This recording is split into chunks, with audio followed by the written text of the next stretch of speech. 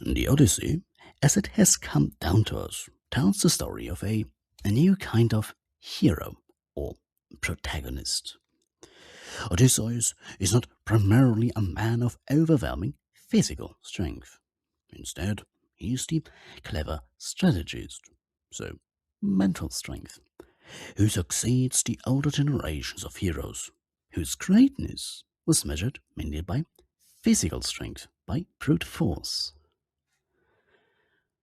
His return home, Nostos, symbolizes the restoration of order, the establishment of a society governed by laws and reason, where chaos and anarchy had previously prevailed.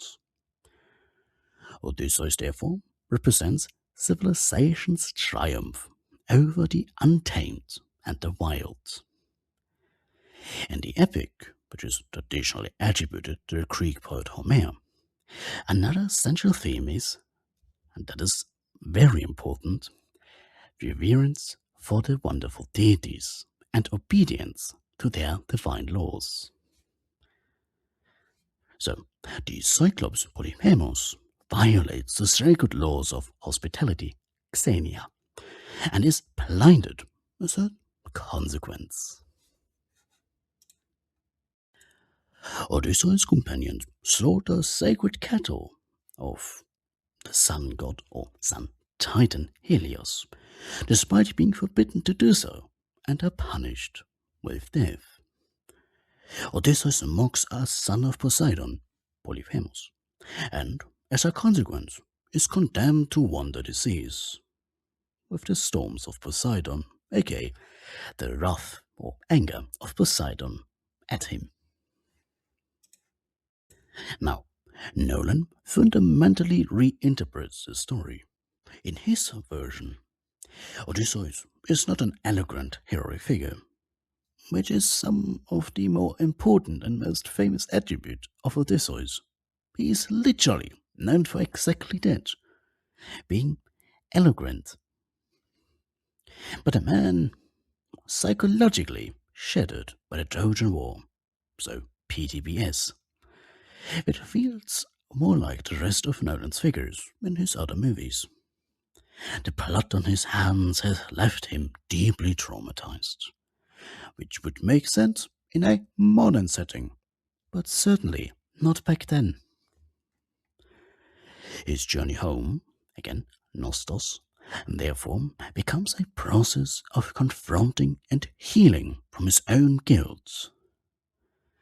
And that psychological view is a completely modern look and nowhere near faithful to the Homeric epic. And in typical Nolan fashion, the audience is even invited to ask whether Odysseus really experienced these adventures at all. Or is it all in his head to deal with the trauma of the war? Which again, in the context of the Homeric epic, does not make any sense. Perhaps the Cyclops and the Lystrugians are merely psychological manifestations of the horrors of war. Perhaps Kirke's transformation of the companions into swine reflects nothing more than Odysseus' perception of the drunken victory celebrations after the destruction of Troy. The film hints that many of these mythical encounters may simply be symbolic hallucinations triggered by the lotus fruits. And while the entire story is indeed symbolic, as stated numerous times now, mythology is stories, that is not the meaning behind it at all. The meaning is fundamentally about Xenia and Nostos. What is, again, check out my latest video. As well as fundamentally obeying the laws of the wonderful deities and honoring the wonderful deities. Now, even the golden final scene in which Odysseus departs westward with Penelope, leaving the throne to his son Telemachus, can be interpreted as a vision of death. Supporting that interpretation is the sudden hard cut that, very much in the style of Oppenheimer, shifts to another timeline, or perhaps into the traumatized mind of Odysseus himself. So, it's basically a classic Nolan move. And the question remains, does Odysseus actually die at the end? Or, to phrase it differently, does the spinning top fall? Or doesn't it? Regardless of how one chooses to interpret the film, I think everyone, including those who enjoyed it, can agree at least on this. Nolan's Odyssey presents the voyage as a symbolic exploration of trauma and guilt. Thus, we have a completely different symbolism, rather than the previously mentioned Xenia and Nostos, the reverence and obeying of the wonderful deities, and the laws of the deities. So, his interpretation is again completely missing the point of the original story.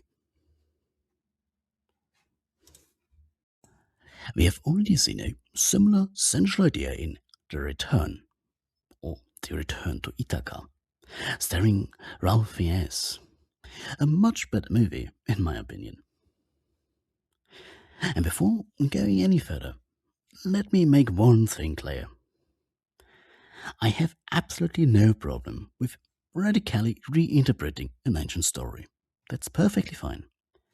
But, if done so, it should not take the same name as the original work. Not the characters, not the title. The locations can keep the same names. The monsters can more or less be the same. Because the names in the original epos are not chosen at random. No, not in Greek mythology at all. In Greek mythology, every name, every place, every lineage, and so on, has meaning. Etymologically linked to something that gives the symbolic aspects meaning. By changing the story, the meanings are no longer aligning. So, personally, I'm not a fan of turning every adventure into a modern psychotherapy session. It can work at some, but certainly not here. In my view, the original epic simply doesn't lend itself to that reading. Yet, as an artistic approach, it is entirely legitimate. Yet again, change the names. It is totally okay to reinterpret, to modernize, to have some artistic changes to it. But again, just change the names, so that it is obvious that it is inspired by, and not adapting, the original work. In that sense, it is perfectly reasonable to reinterpret the individual episodes of the voyage. For example, portraying the Laestrygonians not as barbaric giants.